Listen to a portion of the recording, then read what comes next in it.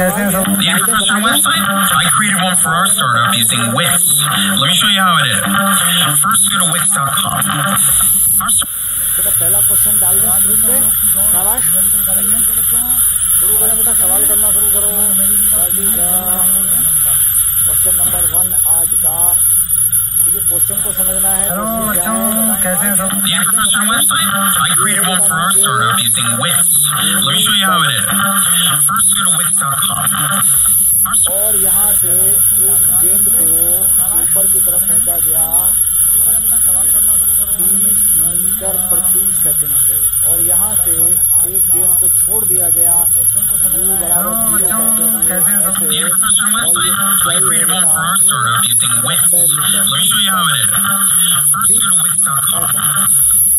g का मान लगा लेना 10 मीटर पर सेकंड स्क्वायर। सवाल क्या है? अब सवाल देखते हैं क्या पूछा है। पहले सवाल में पूछा है कितनी ऊंचाई पर मिलेंगी। ये पहला सवाल है। दूसरा सवाल है कितने समय पर। क्या पूछा है? पहले सवाल में पूछा है गेंद मिलेंगी, यानी टकराएगी। मिलने से मतलब हो गया टकरा। एक गेंद को u बराबर 0 किसी मकान की बिल्डिंग की छत से छोड़ा गया, और एक को 30 मीटर पर सेकंड से जमीन से ऊपर सीधा फेंका गया, तो दोनों गेंद टकरा जाएंगी हवा में। दोनों गेंद हवा में टकरा जाएंगी। ये कह रहे हैं कि जहाँ पर ये दोनों गेंद हवा में टकराएंगी, कोई ऐसा बिंदु है जहाँ पर ये गेंद हवा में टकराएंगी। ठीक, तो कितने समय के बाद इनमें टक्कर होगी और कितनी ऊंचाई पर होगी, ये सवाल है। जी का मान तुम्हें लगाना है 10। क्लियर क्वेश्चन है बेटा? क्वेश्चन समझ में आ गया बच्चों? क्या बात? पढ़ाई तुरंत शुरू कर दी बेटा, 1 मिनट की देरी नहीं हुई बिल्कुल भी। तो कितने समय के बाद इनमें टक्कर होगी? साउंड वॉइस नहीं है। कितनी ऊंचाई पर होगी, ये सवाल है। जी का मान तुम्हें लगाना है। क्लियर क्वेश्चन है बेटा? क्वेश्चन समझ में आ गया बच्चों? क्या बात? पढ़ाई तुरंत शुरू कर दी बेटा, 1 मिनट की देरी नहीं हुई बिल्कुल भी। हेलो हेलो, साउंड वॉइस नहीं है। कितनी ऊंचाई पर होगी, ये सवाल है। जी का मान तुम्हें लगाना है। हेलो बच्चों, बेटा वॉइस तो इधर से ठीक है। पढ़ाई तुरंत शुरू कर दी बेटा, 1 मिनट की हेलो, साउंड वॉइस नहीं है।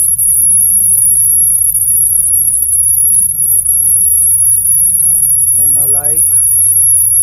हेलो बच्चों, यूट्यूब पे वॉइस कम जा रही है।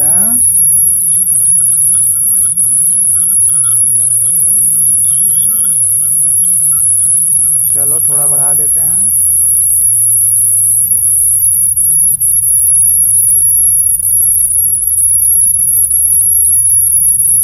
Know like. हेलो बच्चों, यूट्यूब पे वॉइस कम जा रही है। फिर से चेक करो बेटा।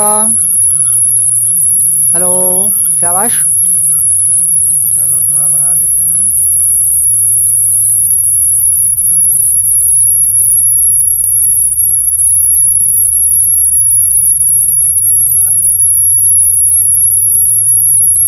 हेलो हेलो, फिर से चेक करो बेटा। हेलो, शाबाश। हेलो,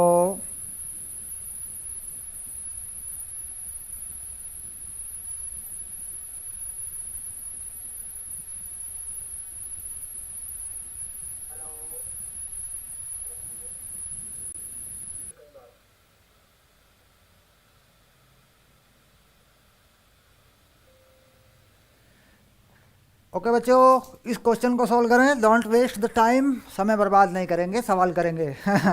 मैंने ठीक कर दिया, यूट्यूब वालों के लिए भी मैंने आवाज़ ठीक कर दी बेटा, शाबाश। ओके, हाँ तो सवाल लिखा पड़ा है, इसे हल कैसे करेंगे? देखो इसमें क्या कंसेप्ट लगेगा। हम कहते हैं भाई ये जो बिंदु है, मान लीजिए बिंदु ए है, और ये बिंदु क्या है, ये बिंदु एम है, ये बिंदु एन है। तो हम देख रहे हैं कि एक गेंद आ रही है ऊपर से, एक गेंद जा रही है नीचे से। तो अगर हम करें एम ए के लिए, अगर हम बात करें एम ए, तो एम ए क्या होगा, हाफ जी टी स्क्वायर होगा बेटा। और अगर हम बात करें एन ए, तो ये होगा 30 T minus half g t square. यानी अगर कोई वस्तु नीचे गिरती है तो उस पर समीकरण कौन सा काम करता है, plus u t plus half g t square वाला। U t plus half g t square में यहाँ यू नहीं है तो बेटा जीरो है यू। तो ये ऊपर से गेंद गिर रही है, इसके लिए एम से ए तक सिर्फ यही समीकरण काम कर देगा। और जो नीचे से जा रही है इसको किससे फेंका, 30 से, U T minus half g t square. अब यहाँ पर मैं कह रहा हूँ कि भाई ये पूरा M A plus N A, M A plus N A, ये मैंने बताया है 90 मीटर। ये 90 मीटर है। अगर गेंद मिल जाएंगी ये पे तो ये पूरा 90 मीटर है। देखो टोटल जो ऊंचाई है वो कितनी है, 90 मीटर है। तो जब पूरा 90 मीटर हो जाएगा तो गेंद मिल जाएगी। यानी दोनों गेंदों के द्वारा अलग अलग जो विस्थापन होंगे, अगर उन्हें जोड़ दें, उन्हें जोड़ के पूरा 90 कर दें, कुछ इधर से और कुछ इधर से, तो गेंद मिल जाएंगी। तो यहाँ पर क्या होगा, अब ये जो एम ए और ये एन ए का मान है वो यहाँ रख देते हैं। देखो half g t square plus 30 T minus half g t square बराबर 90। तो बेटा ये half g t square cut गया, यह आ गया 30 टी बराबर 90, और यह आ गया टी बराबर 3 सेकंड। तो एक उत्तर हो गया। ये देख पहला सवाल। दूसरा सवाल था कितने समय पर या कितने समय के पश्चात, फेंके जाने के कितने समय के पश्चात ये गेंद मिलेगी। तो उत्तर हो गया 3 सेकंड। अब 3 सेकंड से मान लो मैं एम ए निकालता हूँ। एम ए अगर मैं निकालता हूँ तो एम ए कितना हो जाएगा, 1/2 जी 3 का स्क्वायर। तो ये जी कितना लगाना है, देखो ज़रा, जी लगाना है 10। तो ये हो गया जी/2, ये 5 हो गया, और ये 3 का स्क्वायर। तो कितना हो गया, ये हो गया 3 3 9 5 45 मीटर। एम में कितना हो गया, 45 मीटर। अच्छा कुल कितना है, पूरा कितना है, 90 मीटर। तो एन ए कितना हो जाएगा, बताओ बच्चों, एन ए कितना हो जाएगा। ज़मीन से कितनी ऊंचाई पर होगा ये, ज़मीन से ये कितनी ऊंचाई पर होगा। देखो ज़मीन से ऊंचाई क्या है, एन ए, है ना। तो क्या हो गया एन ए, ये हो गया 90 माइनस एम ए। देखो ये कितना आया, 90 माइनस 45, तो ये हो गया 45 मीटर। तो 45 मीटर की ऊंचाई पर गेंद मिलेंगी। ये बात सिंपल है। अच्छा कितने समय में मिलेंगी, फिर से देखो, ये मिलेंगी 3 सेकंड में। फेंके जाने के, छोड़े जाने के, जिस समय फेंकेंगे या ऊपर से छोड़ेंगे, दोनों को, एक को फेंक देंगे एक को छोड़ देंगे, तो 3 सेकंड में मिलेंगी, है ना। शाबाश। तो सिंपल सवाल था। पहला सवाल मैंने आसान लिया बच्चों, पहला सवाल मैंने आसान लिया। थोड़ा मुश्किल सवाल दूंगा मैं इस बार, तैयार हो जाओ। शाबाश बच्चों। चलिए आगे चलते हैं, अगला सवाल लेके आता हूं मैं।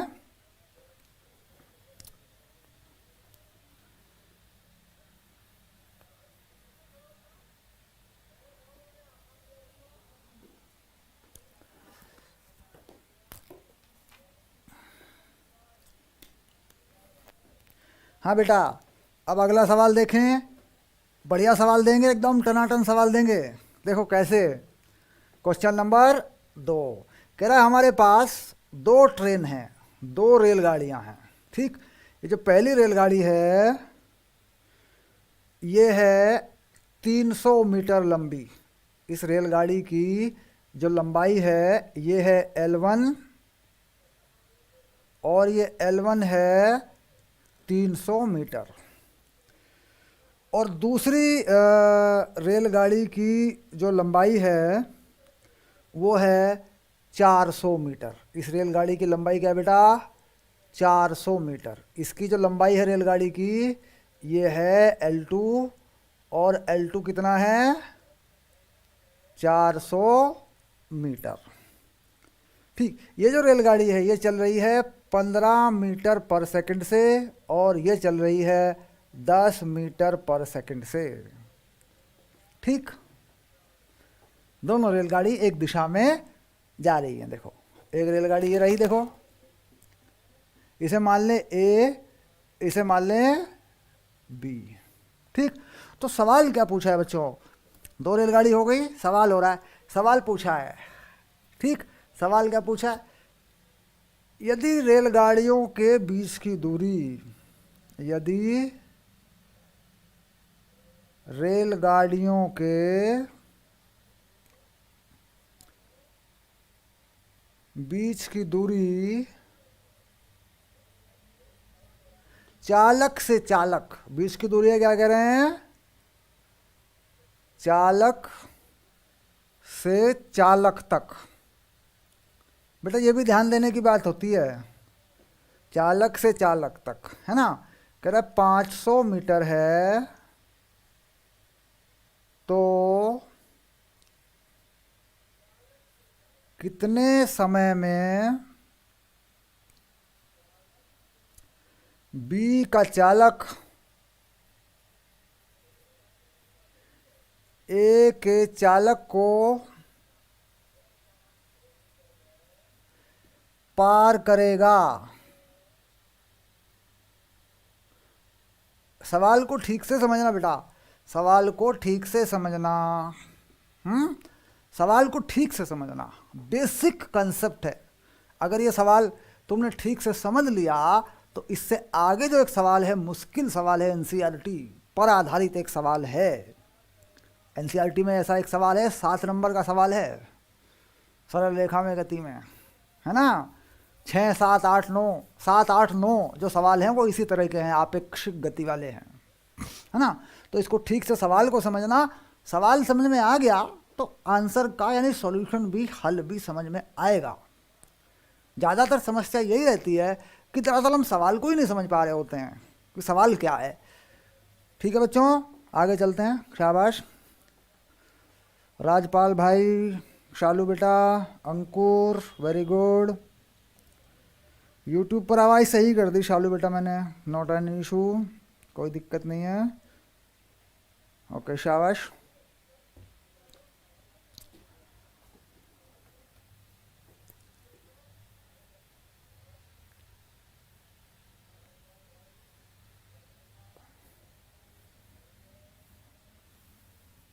चलो बच्चों आगे बढ़ें, अब इसे हल करें।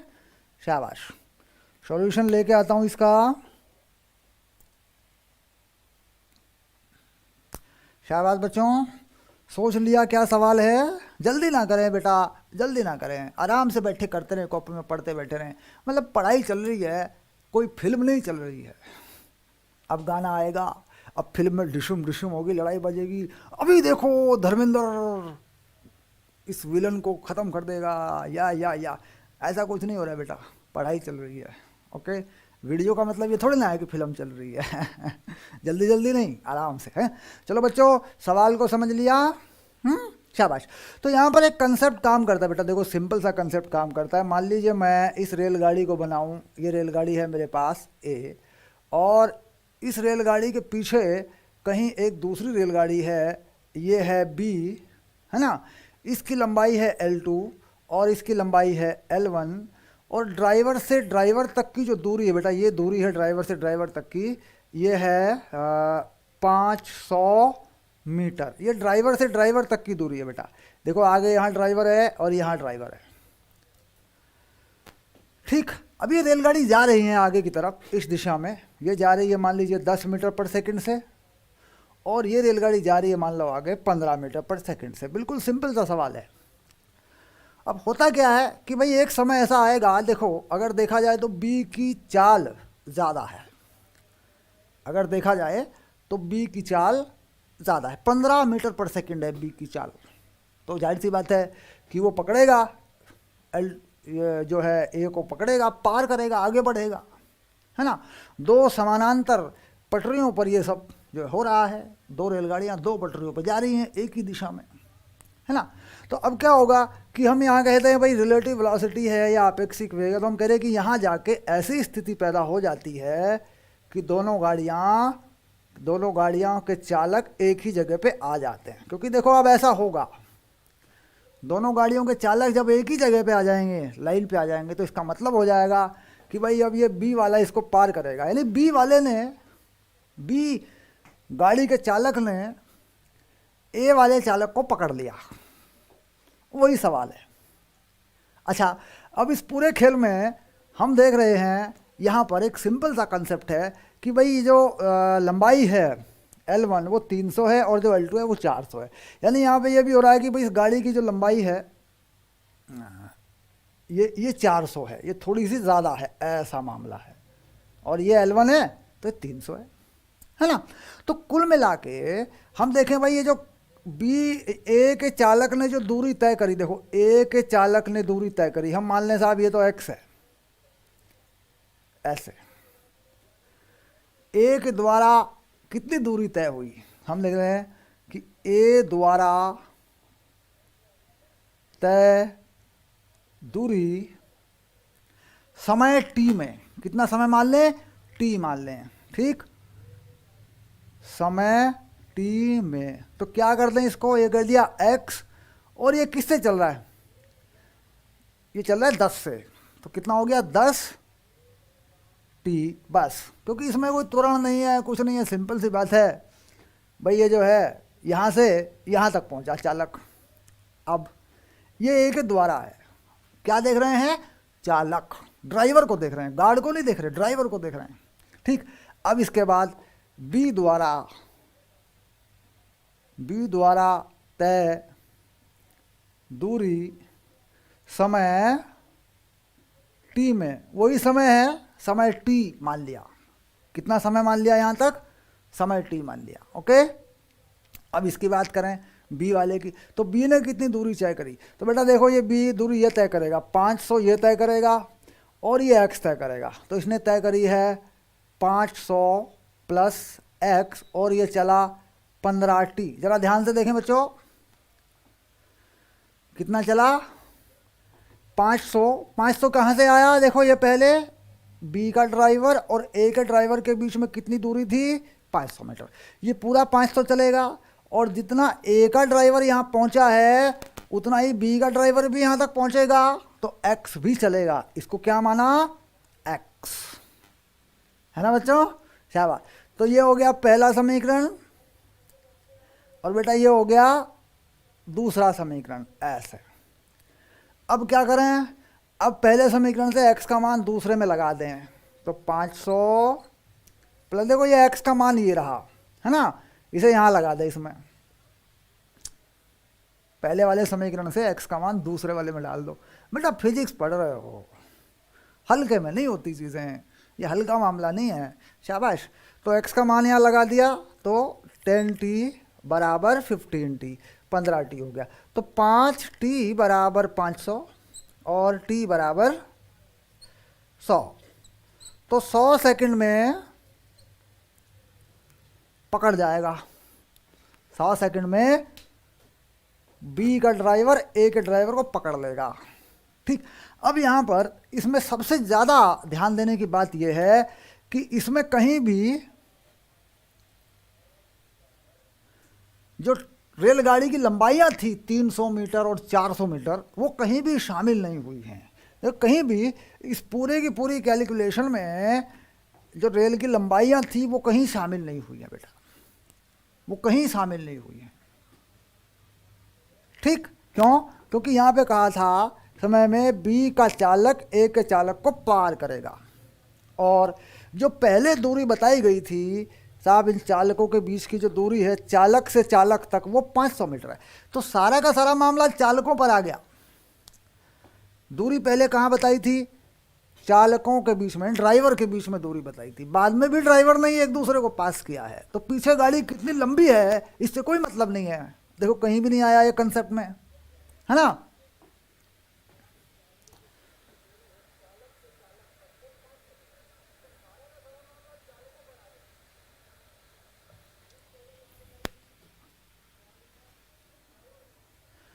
तो बात समझ में आ रही बच्चों? शाबाश। अब आगे चलते हैं बेटा। अब इसी सवाल में मैं थोड़ा सा चेंज करूंगा। ठीक, तो कितने समय में बी का चालक ए के गार्ड को, अब देखो सवाल बदल दिया बेटा, ए के गार्ड को पार करेगा। सवाल बदल दिया मैंने क्वेश्चन चेंज कर दिया। मेरा पर्पज कंसेप्ट समझाना है तुम्हें। देखो मैंने सवाल, बी का चालक ए के गार्ड को पार करेगा, इस बार मैंने सवाल बदल दिया। यहाँ पे बात को समझना बच्चों। ठीक, तो ये पूरा का पूरा कंसेप्ट कैसे चेंज होगा, ये पूरा का पूरा कंसेप्ट कह रहा जी बी का चालक ए के गार्ड को पार करेगा, है ना। बी का चालक ए के गार्ड को पार करेगा। तो बेटा ये स्थिति कैसी हो जाएगी, ये ऐसी स्थिति हो जाएगी। देख ये ऐसी स्थिति हो जाएगी। ये लाइव के बीच में फ़ोन कौन करता है भाई? हेलो, हाँ जी।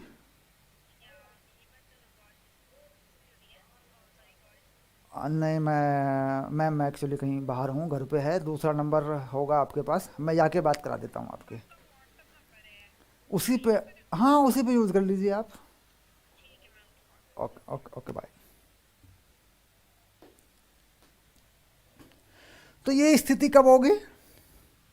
देखो सवाल में क्या कह रहा है, बी का चालक ए के गार्ड को पार करेगा, तो ये स्थिति होगी बेटा।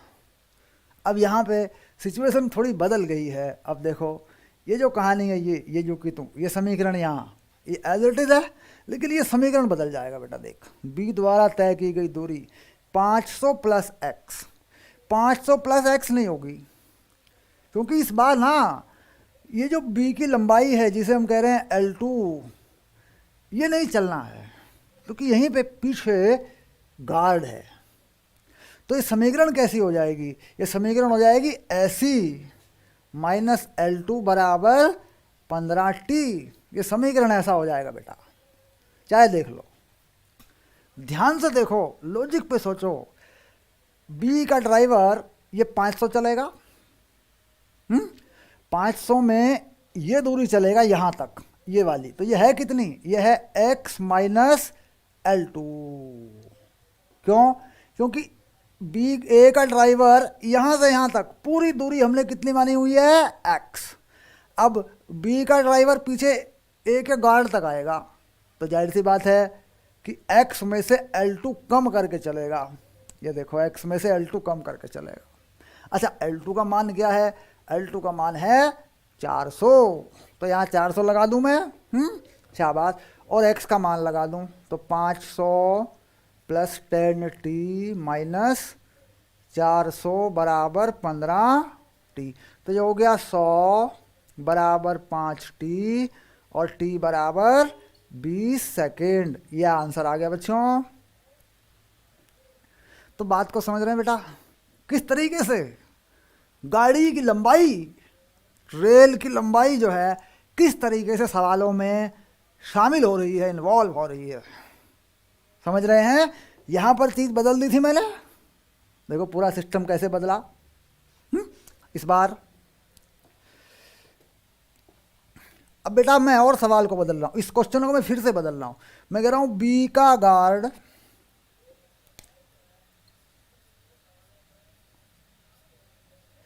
ए के चालक को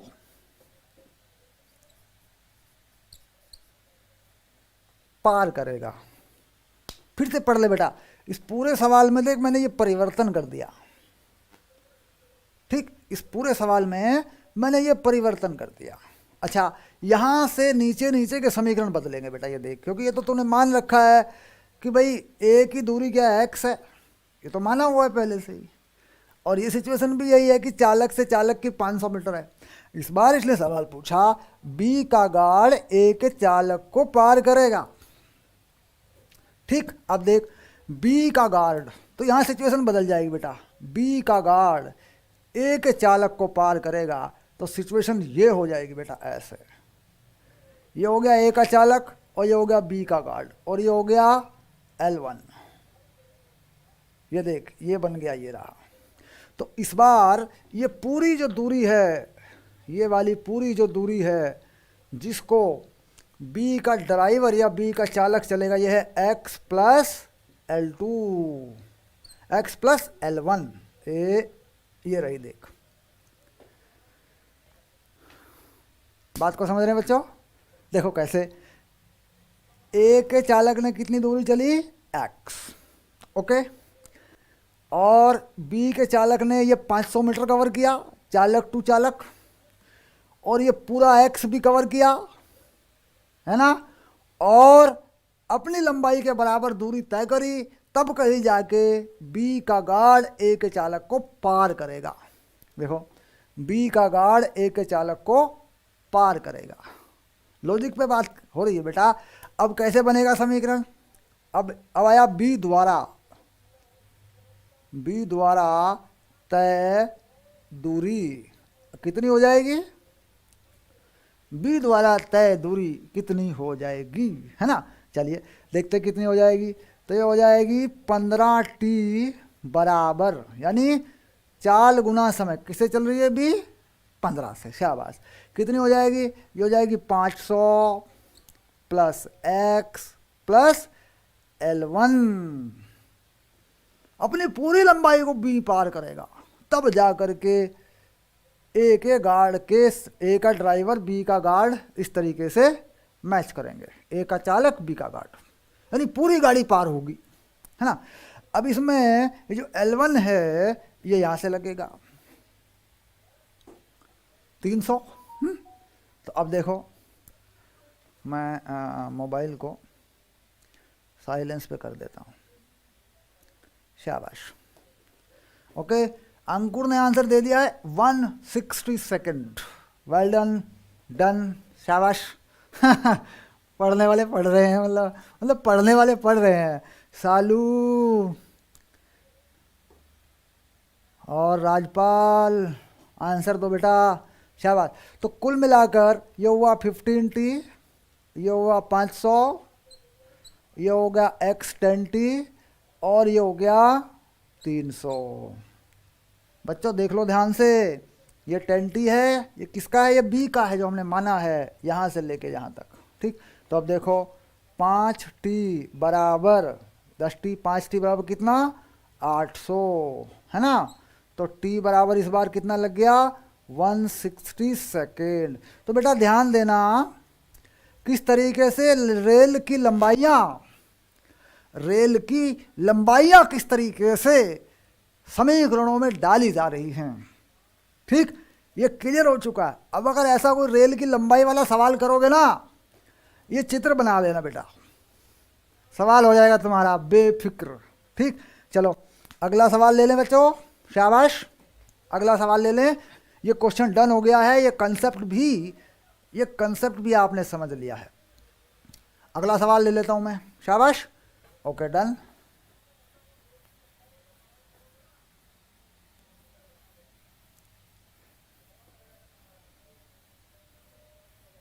तो अब आ गया हमारा क्वेश्चन नंबर 3। अब क्वेश्चन नंबर 3 लिखता हूं मैं। बच्चों ध्यान से पढ़ना, क्वेश्चन को ठीक से पढ़ना, एक बार क्वेश्चन को ठीक से पढ़ना और 2 बार पढ़ना, क्वेश्चन को ठीक से पढ़ना और 2 बार पढ़ना, शाबाश। क्वेश्चन को ठीक से पढ़ना। ये सब हैंडमेड क्वेश्चन है बेटा, हैंडमेड, स्पेशली कंसेप्ट क्लियर कराने के लिए मैंने लिखे हुए हैं, बनाए हैं आपके लिए न्यूमेरिकल में। कुछ हैं जो किताबों से हैं, कुछ हैं जो बनाए हुए हैं। आप मिला कर देखना, किसी भी किताब से सवाल नहीं मिलेंगे आपको, कुछ मिल जाएंगे, कुछ बिल्कुल नहीं मिलेंगे। तो ये लर्निंग है भाई, ये कंसेप्ट समझाना है, ऐसे जोड़ना है पॉइंट को, ये सब लर्निंग पॉइंट है। ये हर टीचर का अपना अपना होता है, ये सब टीचरों के पास होता है, सबका अपना अपना होता है। ये लर्निंग पैटर्न क्या होता है, हर टीचर का अपना होता है ये, ठीक। हाँ बच्चों आगे चलिए। अब देखो यहाँ पर कह रहा है, एक बहुत ही बढ़िया सवाल है कि साहब एक रोड इस तरीके से बनी हुई है, ऐसे एक रोड है इस तरीके से बनी हुई है, और यहाँ पर कोई गाड़ी है, यहाँ पर क्या है, कोई गाड़ी है, ऐसे यूँ ये गाड़ी चल रही है 10 मीटर पर सेकंड से, और यहाँ इस पॉइंट पर इसे पहुँचना है। ये गाड़ी मान लीजिए ए से बी जाते हुए सी पर पहुंचती है, ऐसे।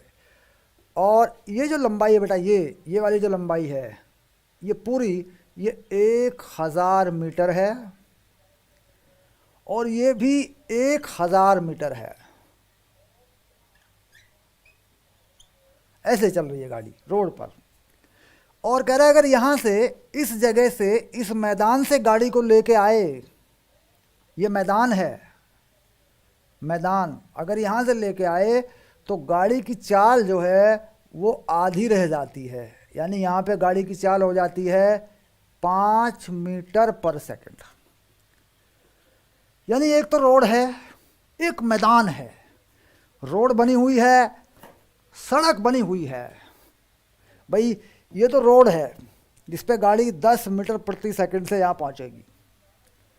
कह रहा है ये जो यहाँ पे ये खाली मैदान है, लेकिन मैदान में चाल आधी हो जाती है, मैदान में चाल कम करनी पड़ती है। मैदान में रोड नहीं है, मैदान है, मिट्टी है, बालू है, वहाँ पे भगा नहीं सकते हम गाड़ी को, तो वहाँ पे चाल आधी करनी पड़ती है। ठीक, तो कह रहा है कि गाड़ी कम से कम कितने समय में सी तक पहुँच सकती है। इन्होंने पूछा है कि गाड़ी कम से कम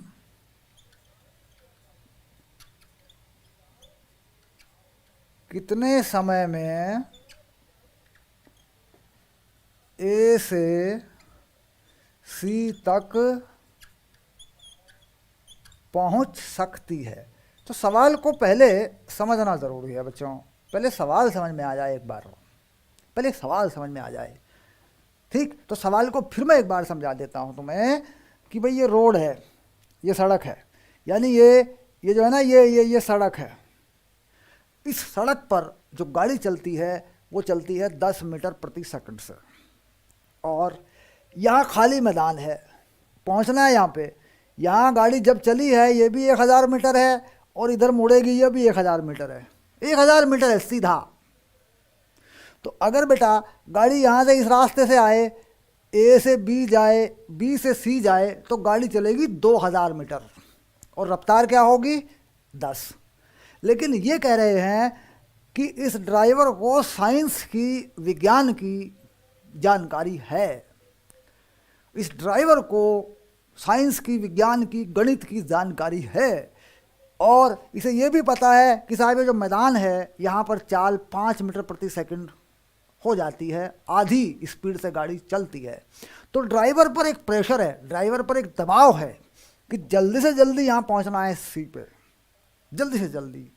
तो कह रहे हैं कि कम से कम कितने समय में ये ड्राइवर यहाँ सी तक पहुँच सकता है। मतलब तुम्हारे जैसा ड्राइवर है, तुम अपनी गाड़ी चला रहे हो, तुम टेक्निकल हो, तुम्हें विज्ञान का ज्ञान है, और तुमने यहाँ पढ़ लिया है मेरी क्लास में और ऐसा है, तो कम से कम कितने समय में तुम ये गाड़ी सी तक ले जा सकते हो।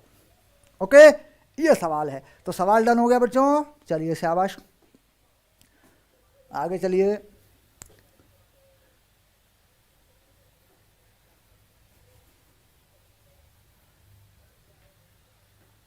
शाबाश। तो बच्चों ड्राइवर क्या करता है?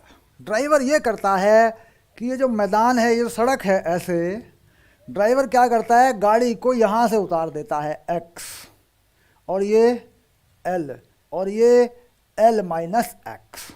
यहाँ से गाड़ी को ड्राइवर लेता है यहाँ से, और फिर यहाँ से उतार देता है गाड़ी को इस रास्ते से, और यहाँ पहुँचा देता है।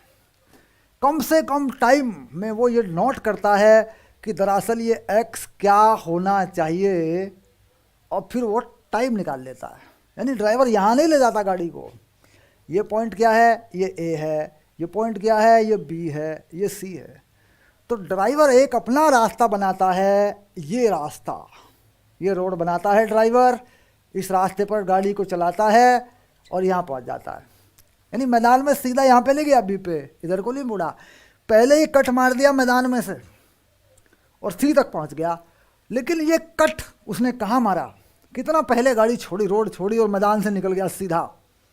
इससे टाइम कम होगा, इससे टाइम कम होगा। ठीक, तो कुल मिला के वो टाइम कितना होगा ये पूछा जा रहा है। चलिए, अब यहाँ पर अगर हम देखें कि भाई ये एक्स है, यहाँ से ड्राइवर ने कट ले लिया, ठीक, तो समय ए से सी तक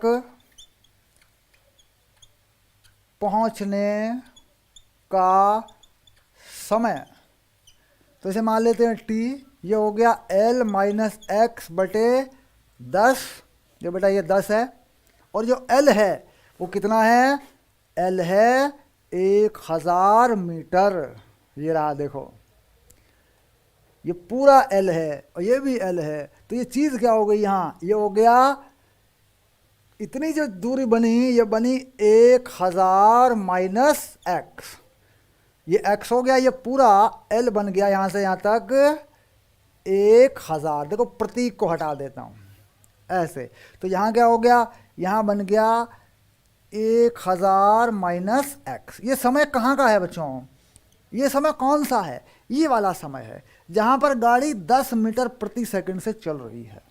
इसके बाद यहाँ पर कितनी चाल है गाड़ी की, कह रहा जी यहाँ पे गाड़ी चल रही है 5 मीटर पर सेकंड से, यहाँ पे गाड़ी चल रही है 5 मीटर पर सेकंड से, यहाँ पे 5 मीटर पर सेकंड से चल रही है। कितनी दूरी चलेगी गाड़ी, कह रहा जी यहाँ पे गाड़ी चलेगी प्लस यहाँ जो समय लगेगा वो लगेगा 1000 का स्क्वायर प्लस एक्स का स्क्वायर का वर्गमूल बटे 5। यहाँ इतना समय लगेगा, क्योंकि सीधी गाड़ी यहाँ पहुँचेगी तो ये एक समकोण त्रिभुज का कर्ण है, ये x माना हुआ, ये 1000 है, तो यहाँ पे इतना समय लगेगा बेटा। और यहाँ कितना लगेगा 1000 माइनस एक्स में, यहाँ 10 से चल रही है गाड़ी, गाड़ी ड्राइवर ने यहाँ से घुमा दी समय कम करने के लिए, सीधे मैदान से यहाँ निकाल दी, ये घुमा के नहीं गया, तो ये समय हो गया। हाँ बच्चों, शाबाश, समझ रहे हैं बात को, लॉजिक समझ रहे हैं। हाँ, अब इसके बाद कह रहा है ये समय है, ये जो t है ये समय है ए से सी तक पहुंचने का समय। कह रहा है ये समय कम से कम होना चाहिए, ये समय कम से कम होना चाहिए। तो हम क्या करते हैं, गति में एक चीज़ पढ़ते हैं हम, 11वीं में एक चीज़ बड़ी काम आती है बेटा, मैक्सिमा और मिनिमा का ये फंडा, ये कैलकुलस का फंडा है, अक्सर सवालों में इस्तेमाल होगा, मैकेनिक्स में बड़ा लगेगा, फिजिक्स में कई जगह लगता है ये। इसका मतलब होता है कि जिस पर निर्भरता है, इसी को समझाने के लिए मैंने इस सवाल को डाला है। अगर थोड़ा सा भी समझ में आ गया तो मज़ा आ जाएगा आगे के लिए, सवाल पढ़ते ही मालूम हो जाएगा यार इसमें तो मैक्सिमा मिनिमा वाला फंडा है, ऐसा कई जगह पूछा जाएगा। तो कुल मिला के मैक्सिमा मिनिमा के लिए हम क्या करते हैं, समय को करना है कम से कम, और निर्भर करता है एक्स पर, क्योंकि ये एक्स ही इस बात को तय करेगा कि गाड़ी में कट कहाँ से मारे हैं। तो इसलिए ये कर देते हैं D T by D X बराबर 0। अब अवकलन कर देते हैं। अब यहाँ समस्या आती है सर इसका अवकलन हमें नहीं पता, ठीक, तो जब तुम अवकलन समझ लोगे तब सवाल फिट हो जाएगा माइंड में तुम्हारे, कोई बड़ी चीज़, जिन बच्चों को पता है उनके मज़े हैं, है ना। चलिए, तो अब क्या किया मैंने, अवकलन कर दिया 0, शाबाश बच्चों। और यहाँ पे देखें अचर पद है, ये x है, तो ये हो गया -1/10 प्लस 1/5 पहले से है, 1/2 अवकलन की वजह से आएगा बेटा, और ये होगा 2x एक्स स्क्वायर का, और नीचे ये नंबर जो का त्यों लग जाएगा। तो कुछ बच्चे कह रहे होंगे सर ये तो समझ में नहीं आया अवकलन, बेटा अवकलन समझ में आ जाएगा तो सवाल भी हो जाएगा। ये आ गया, तो यहाँ से x का मान आ गया, देखो 10 तो कट गया सीधा, तो यहाँ से 2x बटे वर्गमूल 1000 का स्क्वायर प्लस एक्स स्क्वायर बराबर 1। तो दैट इज सिंपल, एक्स का मान आ गया। ये एक्स का मान जो यहाँ से आ रहा है यही वो मान है जो इसे मैक्सिमा मिनिमा करेगा। तो मैक्सिमा का तो ये केस ही नहीं है, अधिकतम समय लगाने वाली तो बात ही नहीं है, कंडीशन ही है कम से कम समय की। तो यहाँ से x का एक मान आ जाएगा, देखो ये हो गया 3x स्क्वायर बराबर 1000 का स्क्वायर। तो बेटा ये x हो गया 1000 बटे वर्गमूल 3, ये हो गया x। अब समय चाहिए तुम्हें, है ना, तो x का मान मिल गया तुम्हें, ओके, बस समय यहाँ से मिल जाएगा। ये रहा समय, x का मान यहाँ लगा दो, ये टाइम है ना, ये वाली x की वैल्यू यहाँ पुट कर दो, आंसर आ जाएगा, कम से कम समय आएगा। ठीक, तो किस तरीके से गणित का रोल है फिजिक्स में, भौतिक विज्ञान में गणित का कैसा रोल है, तो ये बात पूरी तरह इस सवाल पे आके समझ में आ जाती है कि दरअसल मामला इतना आसान नहीं है 11वीं के लेवल के फिजिक्स का। 11वीं के लेवल के फिजिक्स को कम करते करते इतना कम कर दिया है हम लोगों ने कि हम 9th क्लास का ही पढ़ रहे हैं 11वीं में, और 10th क्लास का ही पढ़ रहे हैं 12वीं में। थोड़ा सा बढ़ा लेते हैं और बोर्ड एग्ज़ाम दे देते हैं और थोड़े से नंबर आ जाते हैं हमारे, हम पास हो जाते हैं, हम खुश हो जाते हैं, और हम ये मान लेते हैं कि हमने पढ़ लिया, हमने सीख लिया, ये हम मान लेते हैं। तो वास्तव में सीखना अलग है। थोड़ा पढ़ लिया, पास हो गए, फिर कुछ कोई नौकरी कर ली या कहीं काम ढूंढने लगे, रोज़गार पे लग गए। पढ़ाई का उद्देश्य बस ये रहा कि साहब कुछ काम मिल जाए, रोज़गार मिल जाए, है ना, तो पास होकर भी काम चला लिया। पर वास्तव में ये सब हमने अपने आप ही तो किया है, इसमें कोई जिम्मेदार नहीं है। एजुकेशन के स्टैंडर्ड को, एजुकेशन के लेवल को हम सब ने ही मिल के गिराया है। इसे कोई और इसका जिम्मेदार नहीं है, इसके जिम्मेदार हम खुद हैं। हम खुद इसको ठीक करेंगे तो ये ठीक हो जाएगा, हम खुद तरक्की करेंगे, हम खुद आगे बढ़ेंगे, हम ज़्यादा चीज़ों को फैलाकर समझेंगे, हम बड़े लेवल पर चीज़ों को फैलाएंगे, समझेंगे, हम गहरे से उनका चिंतन करेंगे तो बढ़ जाएगा। बेटा उसी दिमाग से, उसी बुद्धि से छोटा काम हो जाता है, उसी बुद्धि से बड़ा काम हो जाता है, उसी दिमाग बुद्धि से महान कार्य हो जाते हैं, उसी दिमाग बुद्धि से छोटे मोटे काम करके ज़िंदगी गुजार देते हैं लोग। तो निर्भर करता है कि हमारी बुद्धि को हम कैसे, या हमारे दिमाग को, या हमारी ताकत को, हमारी ऊर्जाओं को हम कैसे लगाना चाहते हैं, ये हमारे ऊपर निर्भर करता है। हम काम चलाऊ काम करते चले जाएं जीवन में, गंभीरता से कोई काम ना करें, हमें कोई मज़ा नहीं आएगा ज़िंदगी जीने में। मज़ा तभी आता है, अच्छा तभी लगता है जब हम गहराई से सोचते हैं। तो ये सवाल इस बात का प्रमाण देता है कि दरअसल फिजिक्स में भी गणित लगता है। ये सवाल एक जर्नल बुक है, इरोडॉव फिजिक्स का सवाल है बेटा। ये मैंने बता दिया, लेकिन ये ज़रूरी नहीं था कि मैं ऐसा बताता आपको कि भाई इरोडॉव का सवाल है, डज नॉट मैटर, ये कोई ज़रूरी बात नहीं है। इरोडॉव गणित और फिजिक्स को जोड़ती है, सामान्य भौतिकी की पुस्तक है, उसमें सवाल हैं, जर्नल फिजिक्स है। मेरे सवालों में ऐसे सवाल मिले होते हैं जगह जगह से, तो ये मैंने याद आ गया मुझे कि दरअसल इरोडॉव का प्रॉब्लम है। जैसे इरोडॉव पढ़ेंगे तो शुरू में ही 5-7 नंबर पे किताब खोलते ही ये सवाल आ जाएगा आपके सामने, है ना। चलो बच्चों आगे चलते हैं, अगला सवाल लेते हैं। शाबाश।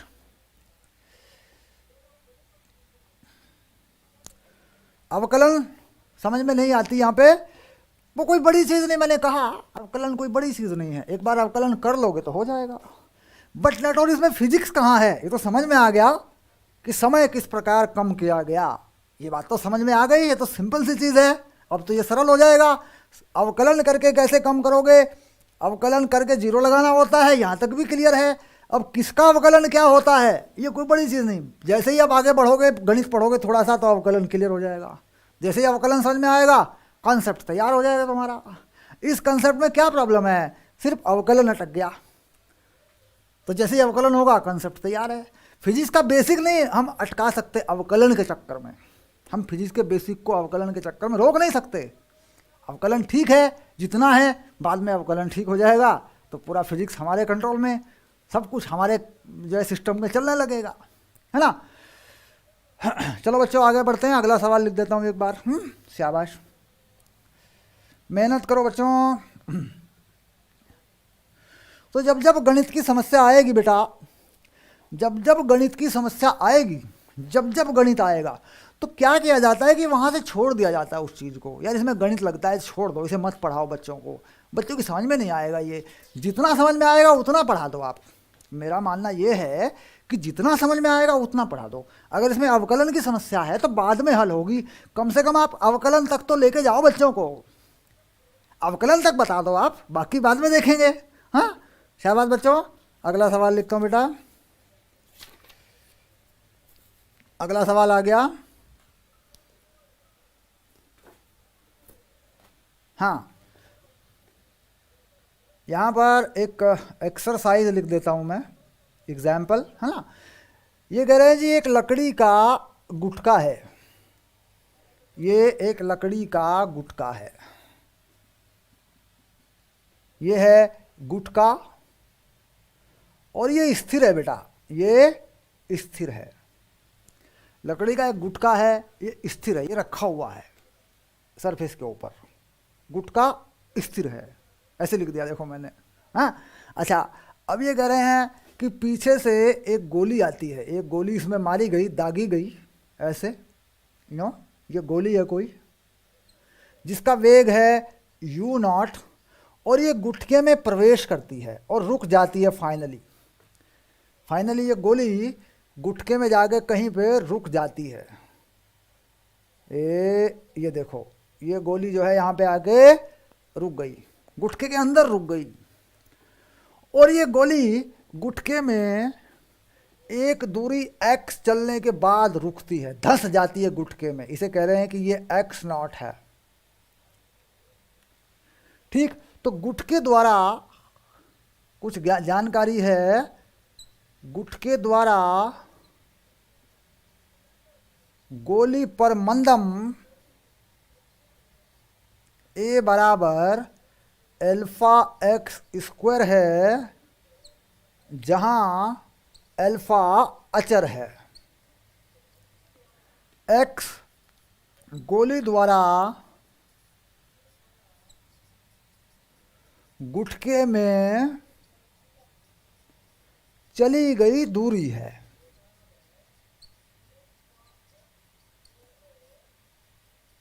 ये कंसेप्ट बेटा, ये सवाल तैयार हो गया बच्चों, सवाल तैयार हो गया, सवाल लिख दिया देखो, साफ साफ लिखा हुआ सवाल है। ठीक है, सोचो इसके बारे में, मैं इसे करके दिखाता हूं आपको, इसके बारे में सोचो, सवाल डन है, इसके बारे में सोचो, मैं करके दिखाऊंगा। ठीक है, शाबाश। गति के समीकरणों का विकास करें, गति के समीकरणों का विकास करें, डेवलप करें। गति के समीकरणों को डेवलप किया थोड़े थोड़े से भी, अगर हमने गति के समीकरण डेवलप कर लिए, अगर छोटे छोटे समीकरण भी हमने कुछ अपनी तरफ से बना लिए, हमने सोच लिया, तो बेटा नीट और जेईई मेन हंसते हंसते हो जाएंगे तुम्हारे। मैं सच कह रहा हूँ, नीट और जेईई मेन तुम्हारा हंसी मजाक में निकल जाएगा, मजे मजे में, अगर तुमने गति के समीकरणों को विकसित करना सीख लिया। क्योंकि गति के समीकरण विकसित करना सीख लिया तो सारी फिजिक्स स्मूथ हो जाएगी, बिल्कुल फटाफट चलेगा सब। चलिए कंसेप्ट को देखते हैं कि जब गुटके द्वारा गोली पर मंदम, तो मंदम का मतलब होता है ब्रेक, यानी गोली पर जो मंदम है बेटा पीछे की तरफ लगेगा, ऐसे रोकेगा। और ये कह रहे हैं कि x0 पे गोली रुक जाती है। ठीक, तो क्या पूछ रहे हैं, x0 क्या होगा, ये सवाल है। यानी कितनी दूर गुटके में धंसने के बाद, गुटके में चलने के बाद कितनी दूर गुटके में गोली जाएगी और फिर रुक जाएगी, ये कॉन्सेप्ट है। गुटका स्थिर है, गुटका रेस्ट पर है। ओके, शुरू करें बच्चों, शाबाश, बहुत ही बढ़िया।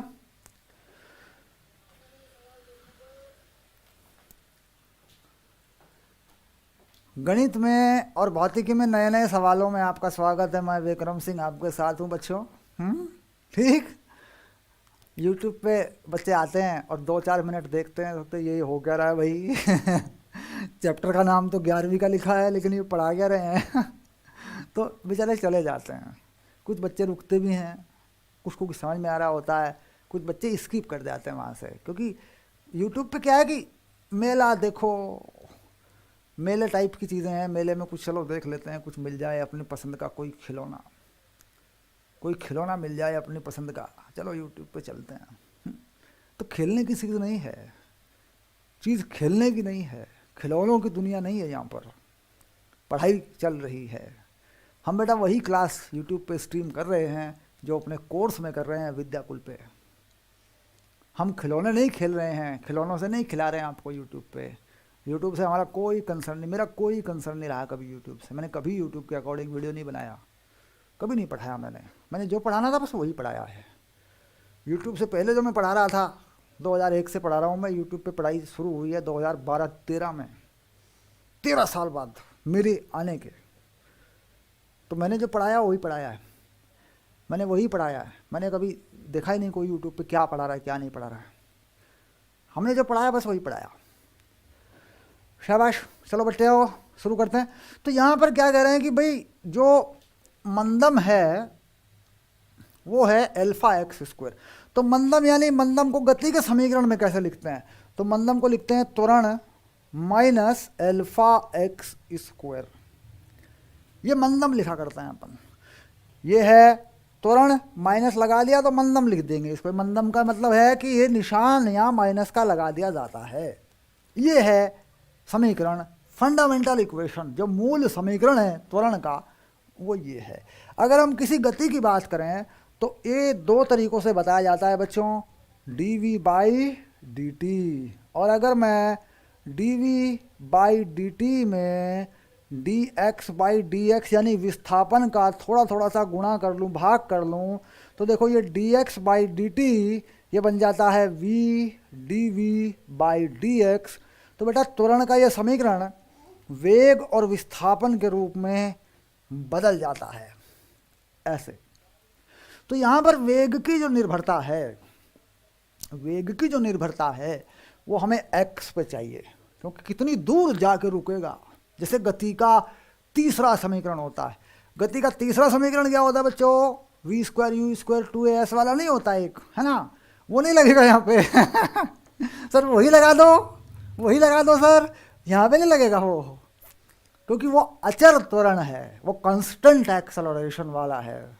यहाँ पे नहीं, इतने छोटे मामले में नहीं, इतनी छोटी दुनिया में नहीं जी रहे हम, ऐसे छोटे से कुएं में नहीं जी रहे हम कि गति का तीसरा समीकरण लगाओगे और विक्रम सर वाला सवाल हो जाएगा, नहीं होने का। ये देखो ये दिया है मंदम, ठीक है? तो ये परिभाषा यहाँ लगा दो, ये फार्मूला यहाँ लगा दो। तो क्या करें? V D we by D X बराबर माइनस अल्फा एक्स स्क्वायर, ऐसा हो गया बेटा। अब बिल्कुल वैसे ही जैसे गति का तीसरा समीकरण डिराइव किया जाता है समाकलन विधि से, बिल्कुल वैसा ही पद है। इधर बस गड़बड़ है मामला, इधर अल्फा एक्स स्क्वायर है चलो हल कर देते हैं। तो ये हो गया वी डी वी, बेटा ये समाकलन। तो यहाँ पे क्या होता है, समाकलन की सीमा डालते हैं पहली और आखिरी।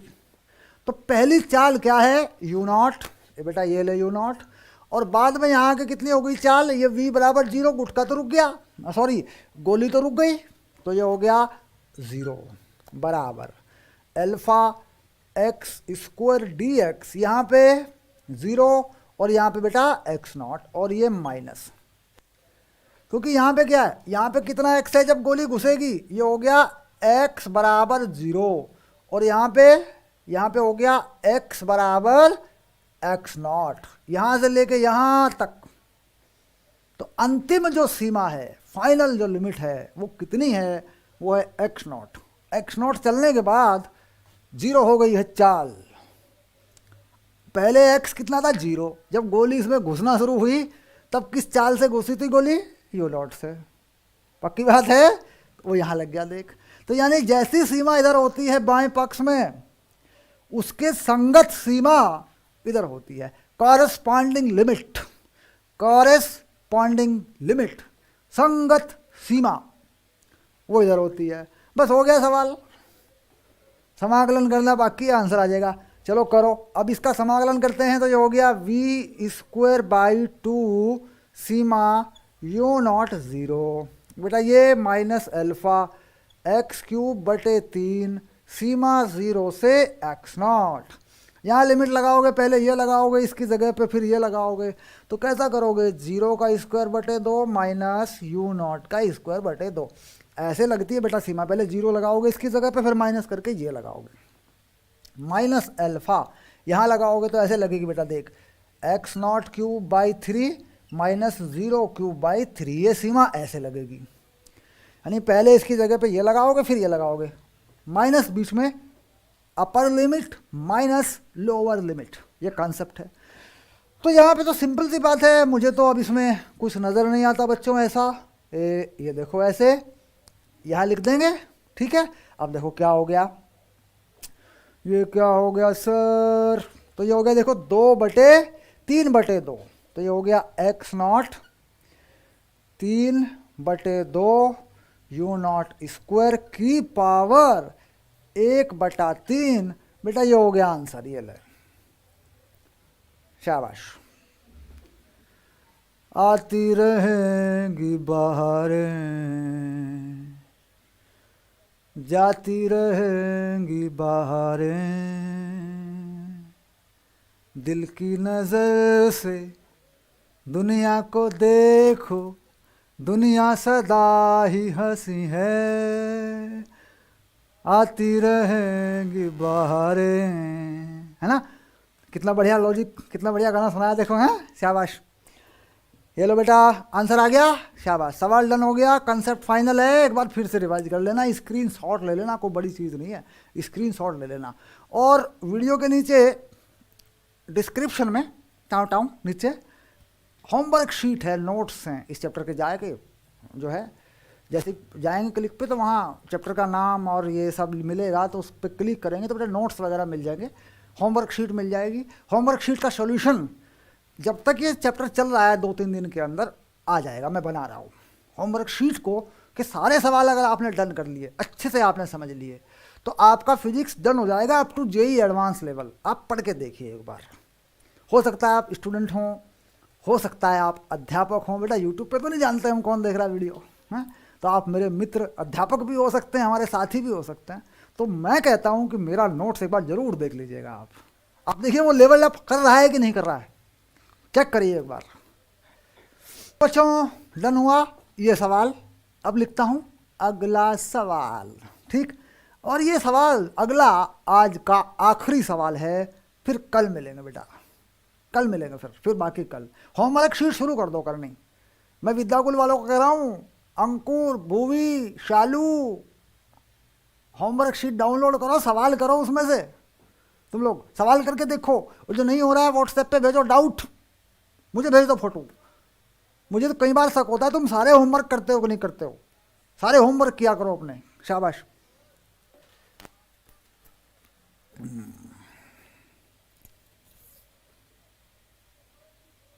चलो बेटा शाबाश, आगे चलते हैं।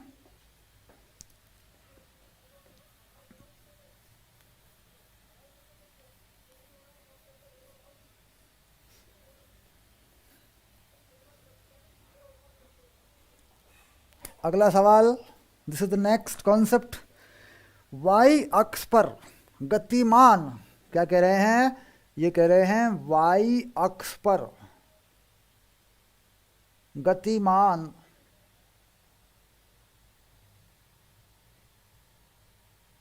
किसी कण का वेग v 10-5y² है, तो y बराबर 5 मीटर पर कण का त्वरण ज्ञात कीजिए।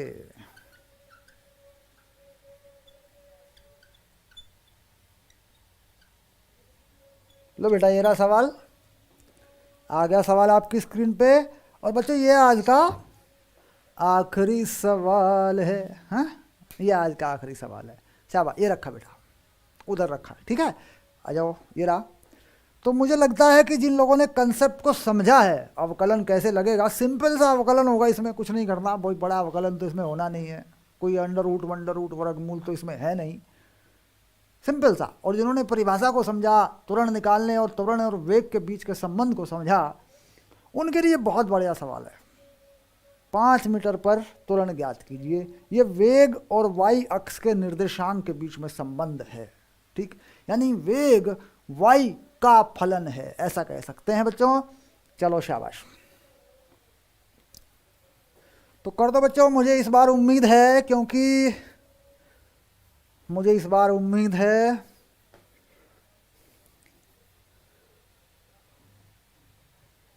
शाबाश बच्चों, कर दो कर दो कर दो बच्चों, कर दो कर दो कर दो बेटा, कर दो, शाबाश, कर लो बच्चों, कर लो। इसमें तो कुछ है ही नहीं यार, तुम लोग टेंशन, अरे इसमें क्या है। हाँ चलो देखो क्या होता था त्वरण, ए बराबर तुम खुद कहा करते थे V D we by D Y होगा यहाँ पे, तो तुम खुद कहा करते थे V D we by D X होता है सर, क्योंकि त्वरण के की दो परिभाषाएं तुमने पकड़ रखी हैं, एक होती है D we by D T, देखो ये रही, हाँ, और एक होती है ये विस्थापन और वेग किससे रिलेटेड है ये चीज़। तो बेटा ये तो सिंपल सी बात है, दो तरीकों से त्वरण निकलता है।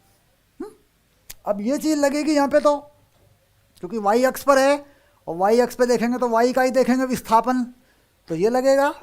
भाई समय तो यहाँ है ही नहीं, यहाँ पे समय तो नहीं है ना, ये लगा देंगे, आसान रहेगा।